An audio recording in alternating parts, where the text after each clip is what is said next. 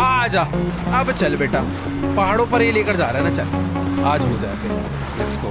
एकदम घुसेड़ के से ना ओवरटेक कर दिया ना, आज माइकल भी दिखा दे भाई कौन ज्यादा तगड़ा ड्राइवर है। माना देखो यार फ्रैंकलिन होगा, बचपन से उसने तगड़ी गाड़ियां चलाई है, पर अभी हमसे पंगे नहीं होने वाले क्योंकि स्ट्रेट पैच मिल चुका है। और इसी के साथ हट जा हट जा हट जा हट जा हट जा हट जा, लेट्स गो, ओवरटेक कर दिया और अब हम रेस को लीड करें। भाई अब बच्चा समझ रहे हैं ये, वो हर पॉइंट आता है जहाँ पर हमें भी एडवांटेज मिलेगा ना। लेट्स गो, यहाँ से अब गाड़ियों को एकदम तमीज में ड्रिफ्ट, अरे साइकिल वाले भाई आराम से, वो तो ठुक जाता है। लेट्स गो यहाँ से, ओ भाई साहब